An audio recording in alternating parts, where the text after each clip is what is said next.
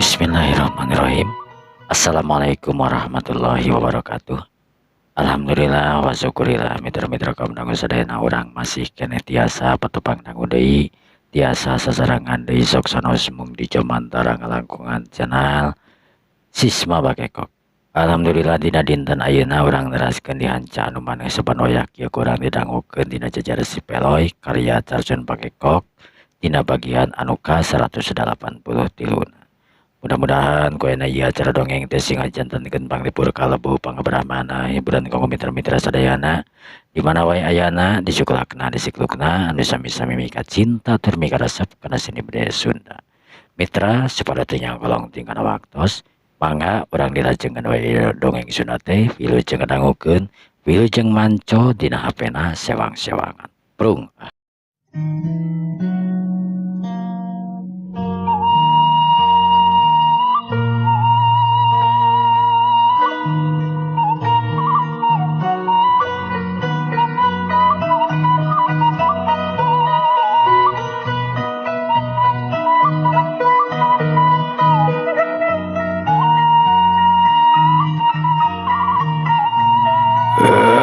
Kurang ajar.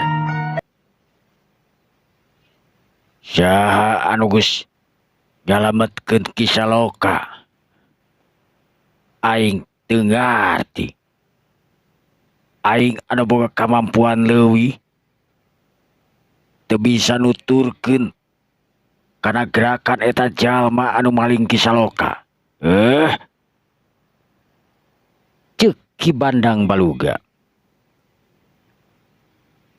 Ki Bandang Baluga ngarasa jengkel hatena sabab tetela jalma anu nyalametkeun kisah loka teh teu katuturkeun ku panon manehanana ngacorelat lir kilat sama sakali teu bisa kadeteksi. Ki Bandang Baluga eureun dina hiji tangkal bari ngalamun. Ingat kejadian 20 tahun katukang. Naon anu tadi diomongkeun ku kisah loka. Nyebutkeun sabenerna kisah loka lain hayang maehan ngan kur sakadar ngajaga diri tina tagihan hutang anu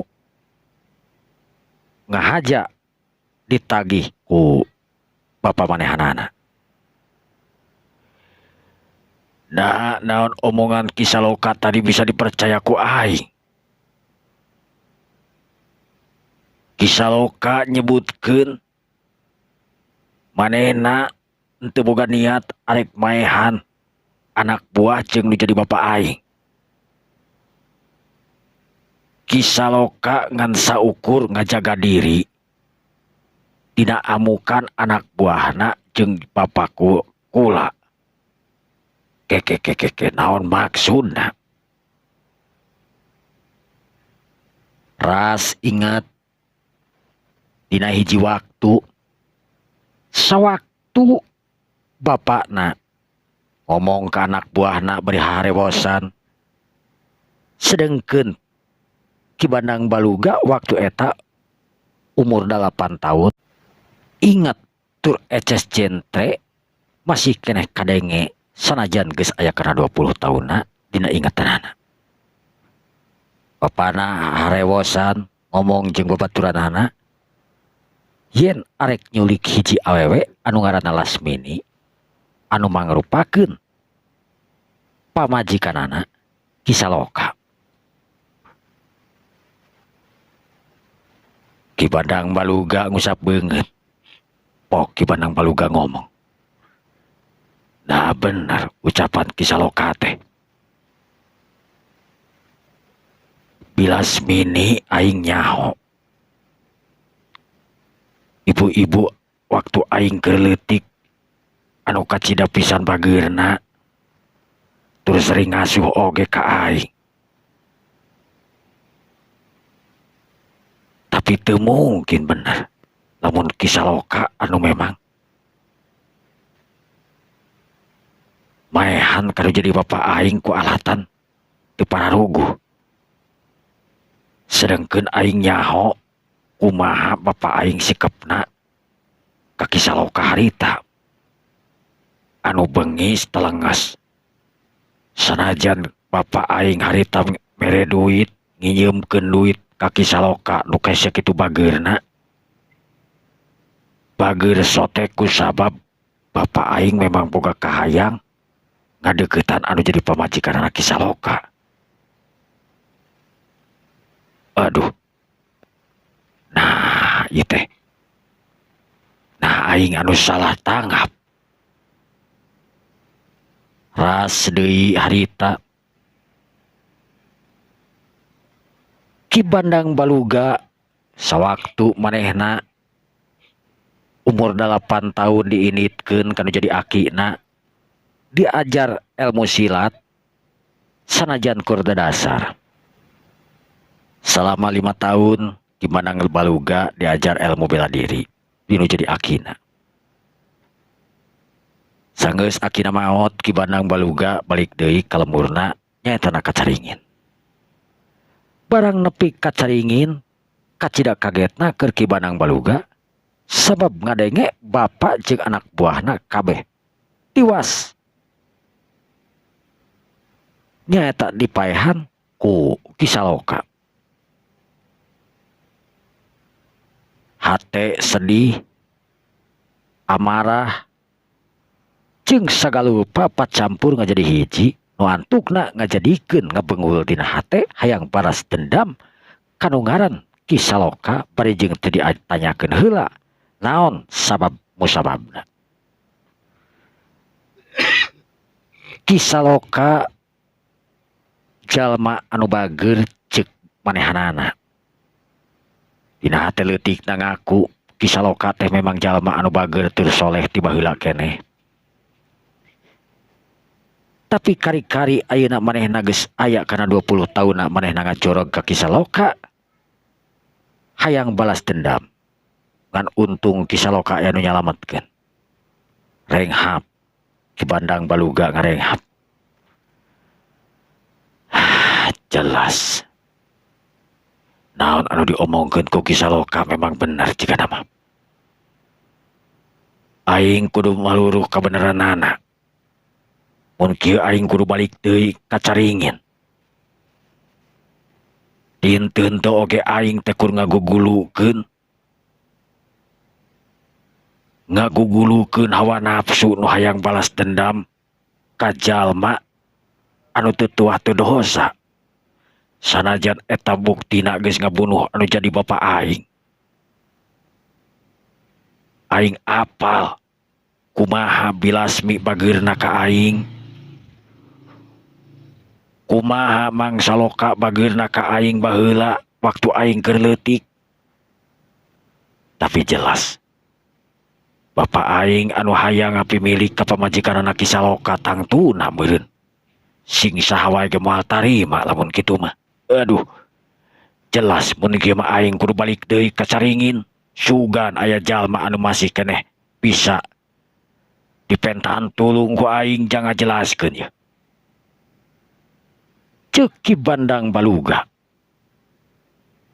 Rodak dumadak hatena asa inget kana sawaktu manehna keur leutik umur 20 tahun ka tukang anu ngarasa diasuh dididik kuno jadi tatanggana nyaeta ku Bilasmi. Kulantaran inung Kisaloka geus leuwih ti heula ningalkeun jadi panglumpatan Ki Bandang Baluga waktu keur leutik teh iwal ti katatanggana ka Kisaloka jeung ka Bilasmi salaki jeung pamajikanana. Cung harita Ki Bandang Baluga nangtung. Manehna garo-garo teu ateul kana sirah. Aing geus kaperdaya. Ku hate aing sorangan anu ngagugulu amarah. Aing kudu carika balik deui ka Caringin mun kieu mah. Ceuk Ki Bandang Baluga bari notolkeun inung sukuna harita blesat. Ki Bandang Baluga ngeblesat lumpat ngesalumpat lampet ngagunakeun aci kidang kancanana. Balik deui ka caringin anu tegung si lila memang geus nepi deui ka batas kampung daerah caringin. Kibanang baluga harita leumpang lalaunan. Sakabeh jalma urang caringin anu pepanggih jeung kibanang baluga harita neuteup. Sabab ceuk pikirna aya jalma anyar pinanggih anu panona kacida pisan seukeutna mun teh mah dina ngalieukna. Kibanang baluga satekah polah manehna ngerem dina sagala aktivitas kajahatanana. Kibanang baluga teu hayang rurat tereret tungkul. Lempangna mau ngadenge ti sisi tigigir. Tekung silila jog anyog ka hiji tempat kibanang baluga. Manehna nangtung. Nangtung anu sakitu lilana eta tempat teh tetela geuningan urut imah manehanana anu kiwari kur tinggal urutna anu dipinuhan ku tatangkalan anu bararadag tur bala. Ieu baheula imah aing. Geus teu puguh yuksa. Tatangkalan geus jadi di mana-mana. Imah kur tinggal ngaranna hungkul. Aya urutna hungkul. Saha kira-kira nu bari dipentaan pituduh ieu. Ceuk kibanang baluga harita bari neuteup kana urut imahna anu geus bala ku tatangkalan. Ret ka kenca, ret ka katuhu. Katingali ku kibanang baluga aya rentang-rentang jalma anu moal pacul nepug Pak. Tiasa pami abdi nyuhunkeun pituduh. Pituduh naon ieu teh? Perkawis jalmi anu ngagaduhan bumi di dieu. Oh, juragan. Almarhum ayeuna mah sumuhun. Kumaha tuh pamingiringnya ka bumi Bapak tuh? Sakantenan lah bari ngiuhan di ditu. Aya cai-cai mah panginten. Aduh, atur nuhun pisan mangga atuh Bapak. Teu ngarepotkeun. Hanteu. Harita kibandang baluga bungah kacida. Saterusna nuturkeun ka si bapa anu memang imahna teu pati jauh tidinya ngan kur kahalangan ku sawah sababaraha kotak. Kibandang baluga jeung eta bapa-bapa geus nepi ka imahna. Antosan di desa kedap jang. Bapak ieu bade kokocok heula ieu sampean geuning meuni kalalotor kieu ieu tuh tingali duh tadi tisa mah puguh. Oh mangga Bapak mangga. Amu. Ieu aya tamu ieu. Ceuk si bapa kadenge kageroan kada jadi pemajikanana anu keur aya di dapur jiga nama. Tekung si lila kadenge aya nu leumpang dina palupuh. Reket pantomuka. Ai, geningan aya tamu. Mangga kalebet ujang mangga. Ceuk si ibu bari neuteub seukeut ka banang baluga sabab ceuk pikirna eta jalma anyar pinanggih. Mohon Bu hatur nuhun. Pelubus di banang baluga harita asup. Mangga calik mangga. Kek di banang baluga diuk. Si ibu balik di kadapur. Tekung silila si ibu geus balik deui diiringkeun ku salakina anu geus katingali bersih lantaran geus kokocok beneran kecai na pancuran tadi. Gek si bapa diuk di hareupeun bandang baluga bari ngaluarkeun kantong bakona. Si bapa ngalinting sarengkeun si ibu nawaran cai kopi ka bandang baluga. Mangayu asep ieu kopina atuh sok dileuteul aja. Atuh lumayan geura di banda kieu we teh naon geuning. Aduh hatur nuhun pisan Ibu, teu naon. Cekes si bapa harita nyeungeut rokokna atawa napi bakona anu geus dilinting. Teu cukup sakali memang pareum deui nu antukna geus aya kana 3 kalina ngahurungkeun eta bako tinggalun dina bibirna. Pok si bapa harita ngomong bari samimitina di ku DM heula. Ke Ari Asep teh saha wae ieu teh?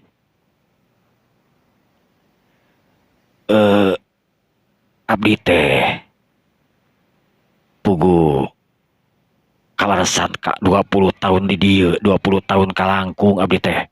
Di dieu Pak kapungkur teh. Di dieu ke.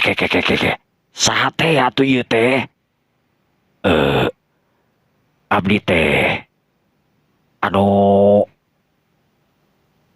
nami Egin atau napi Ogon. Mohon Egin Ogon. Egin Ogon.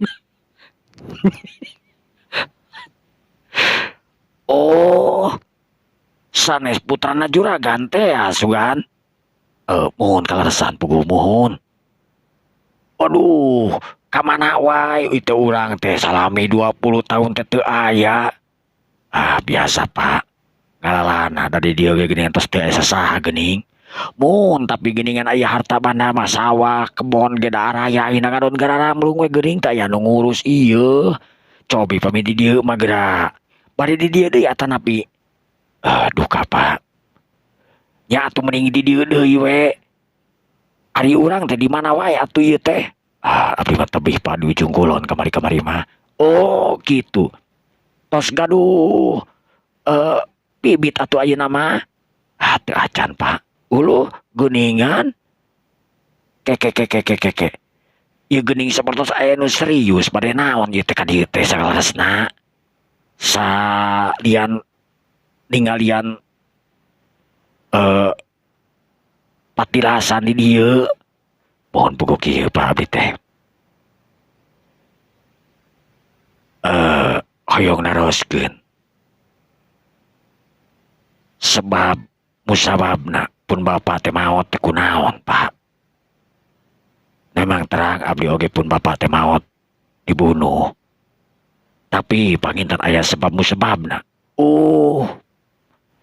Tapi punten sateu acana us Kasep. Ulah salah tafsir.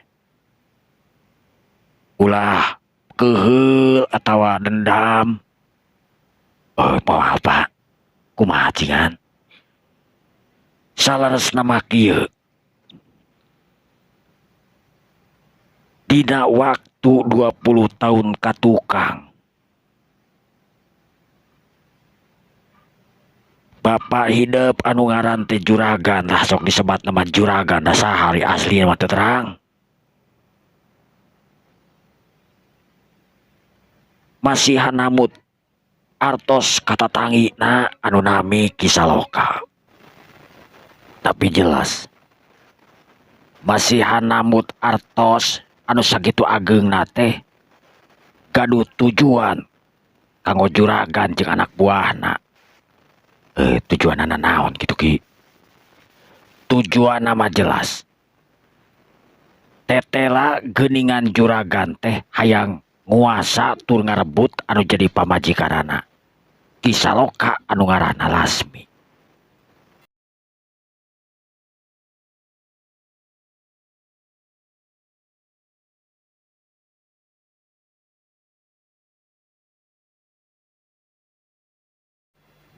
Anu tangtos Ujang oge parainten terang. Kumaha kagelisanana si Bilasmi teh anu sok ngasuh Ujang baheula geuning. Mohon Pak. Abdi oge terang.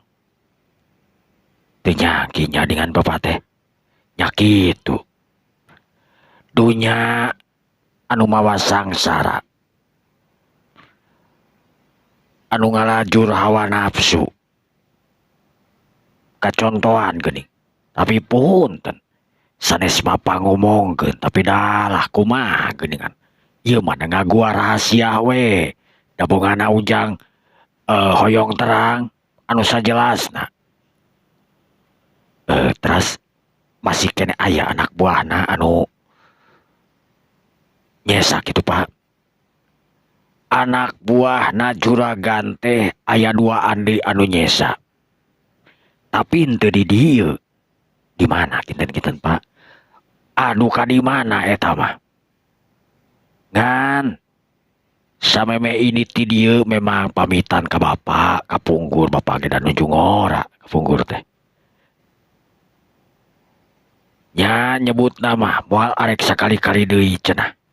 Ikut-ikutan pipilueun dina masalah nu kieu patut.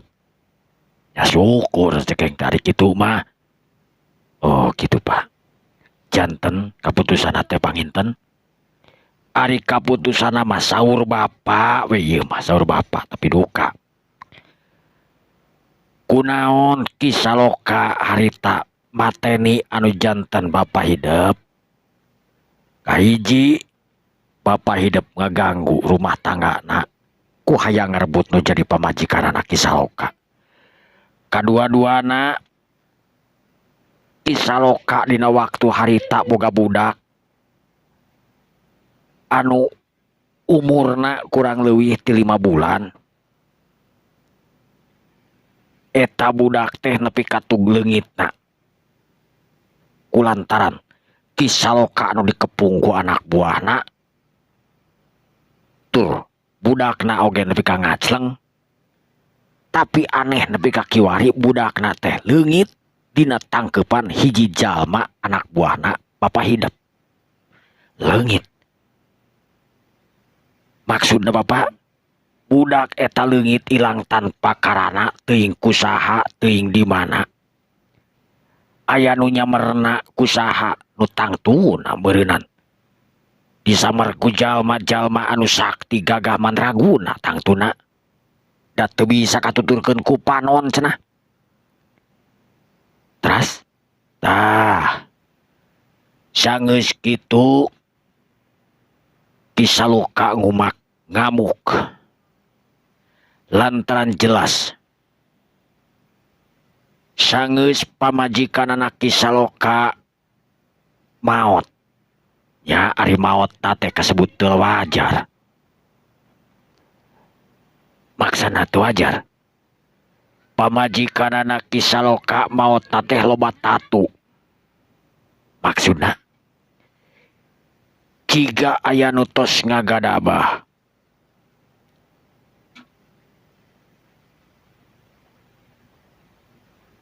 Tos ngagadabah. Nya. Eta teh maotna teh keur umur budak 2 bulan mun teu salah mah. Jadi udah ngajuru lah. Kapanggihna di kebon jagong ngagoler. Tapi kisaloka kasebutna sabar. Urus budak sorangan. Sanajan hatena peurih. Kisaloka teu loba omong. Tapi duka arina hatena mah. Ngan kisaloka boga curiga anu maehan nu jadi pamajikan teh. Tur ngagadabah kana kahormatan nu jadi pamajikan teh. Nyaeta anak ku bapak hidup juragan Ki Bandang Baluga. Molohok sapada harita cek pikirna kacida pisan jahat tur kejamna anu jadi bapakna. Teteh geningan Pak. Naon anu omongan kisaloka bener ayana. Kumaha cenah. Ira apa panggih jeung kisaloka. Kamari sore Pak. Kamari sore. Maksudna salaresna abdi kamari kajorang ka dieu ka imana kisaloka. Abdi anu namina Ki Bandang Baluga. Dina ngaran anu ayeuna Pak. Ki Bandang Baluga. Si bapak harita ngareret kalau jadi pamajikan anak. Hatena ngarasa seber. Sabab pernah ngadenge Ki Bandang Baluga. Anu pernah ngagempurkeun di dunia kajawaraan sanajan can lila cenah gitu. Kek. Terus abdi tarung patutunggalan jeung Kisaloka. Tapi hanya akal. Turu untung Kisaloka hari tanggal leungit. Maksud ngaleungit. Sakumaha tadi beja teh Kisaloka ge sarua aya nu nyamar ku hiji jalma anu teu dikanyaokeun tur teu katuturkeun ku mata batin kaula. Heran mun kitu mah nya. Moal jauh anak-anak Kisaloka oge ku eta sugan. Bisa jadi, Pak. Tapi tidak naon. Abdi ayeuna geus nyaho saha anu boga dosa. Kunaon Kisaloka balas dendam kanu jadi bapa abdi. Nusa tadina abdi ngagebu hayang balas dendam ka Kisaloka. Tapi lamun geus kadenge kieu ti tatangga. Anu artina teu salah Kisaloka balas dendam kanu jadi bapa. Teu salah Kisaloka maehan kanu jadi bapa kuring. Da geus jelas ku tingkah lakuna anu kejam. Janten maksan ujang ayeuna kumaha tuh. Nya kainten abdi ayeuna bari pamit weh. Bade neraskeun ngalalana. Ngalalana. Bade naon deui anu di pilarian teh atuh sanes bade dumuk di dieu. Abdi pabetos kelar ngalalana panginten bade ka dieu weh. Bade neruskeun tapak lacak anu jadi bapa sugan mah di dieu. Da meureunan masih kene aya tanah mah di dieu nya. Tanah mah masih kene, malah teu kaurus, ngabadeg. Sawahna, kebonna jadi leuweung ayeuna mah. Nu antukna Ki Bandang Baluga harita sanggeus ngadenge langsung ti tetanggana yen bapana anu boga kasalahan lain Kisaloka. Manehna ngarasa nyesek dina dadana lantaran manehna geus ngagebu hayang maehan ka Kisaloka balas dendam ka Kisaloka pang balas dendamkeun kana jadi bapana anu tetela tapi tibalikna ayeuna Ki Bandang Baluga kalah jadi pikiran sabab tetela Kisaloka teu boga itikad hayang maehan kana jadi bapana malah kuduna mah Ki Bandang Baluga teh syukur ka Kisaloka sabab geus ngeureunkeun tina kajahatan anu jadi bapana. Antukna Ki Bandang Baluga harita teu beunang di hayap ini tinggalkeun eta pitempatan tapi lamun sagalana geus beres cenah Ki Bandang Baluga arek balik deui ka dinya arek cicing sempeg di eta pilemuran anu ngaran Caringin.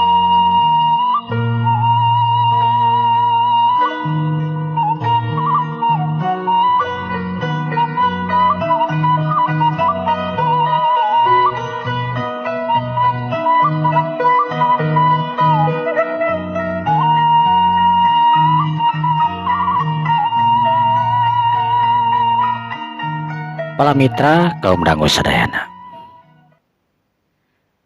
Waktu ti waktu beuki nyerelek. Di minggu ka minggu, di bulan ka bulan, di tahun ka tahun. Kacatarukeun Andini jeung Jaka Pining babarengan kaditu ka dieu tina ngajalankeun ngalalanana. Harita geus ampir nincak kana setahun setengah. Andini ge sabenerna teu hayang lila teuing. Ngan pedah Andini can hasil neangan laratan anu jadi guruna sanajan manehna geus pernah datang ka Leuweung Lengkop. Guruna suwung saung lagi geus ancur lantaran kulila meureun teu dieusian. Andini ngarahuh diuk dina hareupeun saung hanapeun tangkal anu waktu baheula manehna sering ulin di dinya, sering ngadaweung di dinya. Andini sedih waktu tileutik nepi ka gede di barengan teh jeung nini-nini anu ngaranna Dini Unting nusa kalian jadi guru manehanana. Kang Jaka. Naon pi Andini?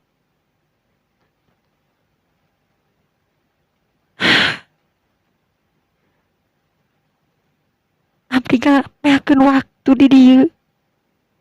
Di orok beureum nepi ka abdi geus dewasa. Ieu tempat. Ayeuna kari-kari. Tinggal urutna hungkul imah anu baheula tempat cicing abdi. Geus teu mangrupa kulantaran meureunna lila teuing ditinggalkeun.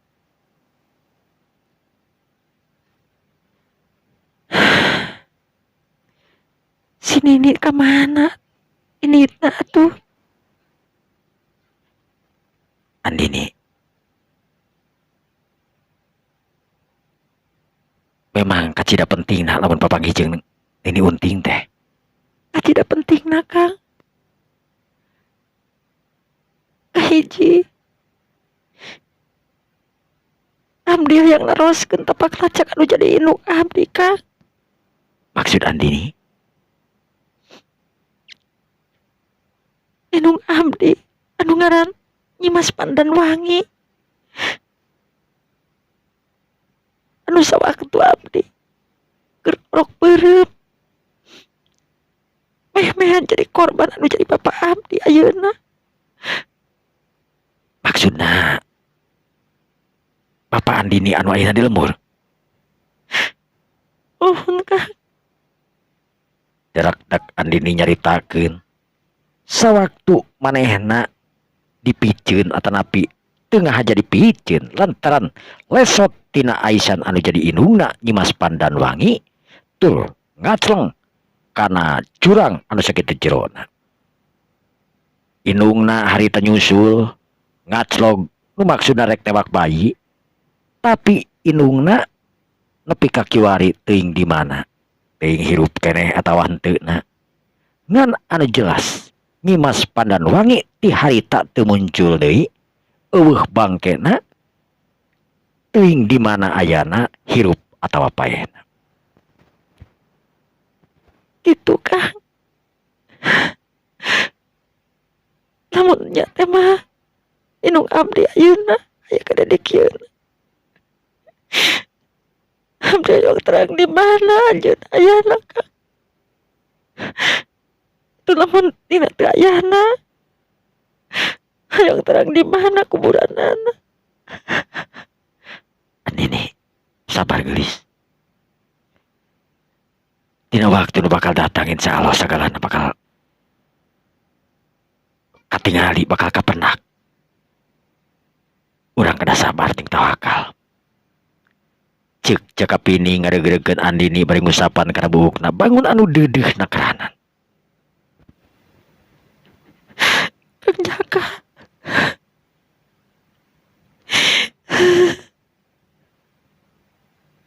Teu sadar. Andini nyusupkeun beungeutna kana dada Jakapining. Jakapining ngusapan deudeuhna keranan ka Andini.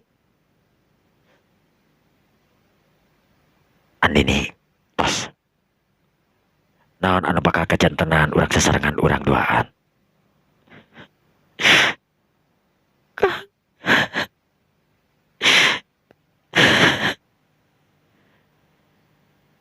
Jakapining jeung Andini pinuh ku kabagjaan dina harita. Anu jadi pikiran Andini hiji boga babaturan, boga jalma anu mika nyaah, tur mika asih ka manehanana, batur leumpang, batur ngobrol, dina anggoning ngajalankeun ngalalana manehanana neangan anu jadi indung. Waktu nyerelek ka beurang. Sabada salat sabada asar. Andini jeung Jakapining harita neruskeun di lalampahanana sangeul teu hasil manggihan anu jadi guruna nyata nanti di dieu tapi acan aya hasilna. Andini ngahulang. Ras ingat kalau jadi bapakna. Ras ingat deui ka uwana. Terus ingat deui ka keluargana Sepeloy.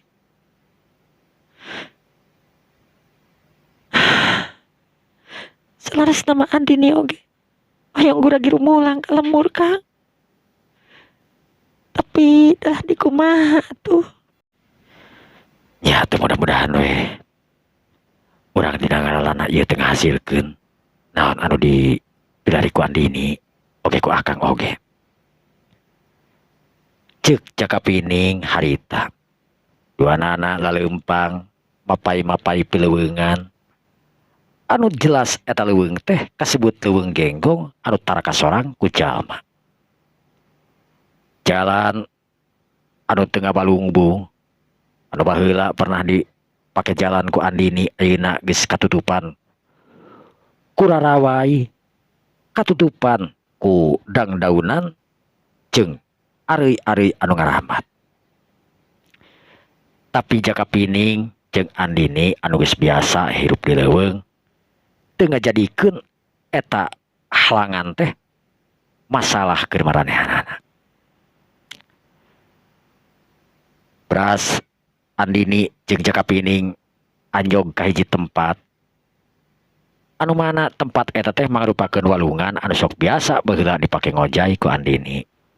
Tur latihan di eta tempat. Andini nangtung neuteup kana batu anu gede tur lempar. Andini neuteup teu kiceup-kiceup. Jaka Pining nyampeurkeun ka Andini. Andini, aya naon? Kang. Andini sok emot waktos kapungkur latihan silat di dieu sareng si Nini.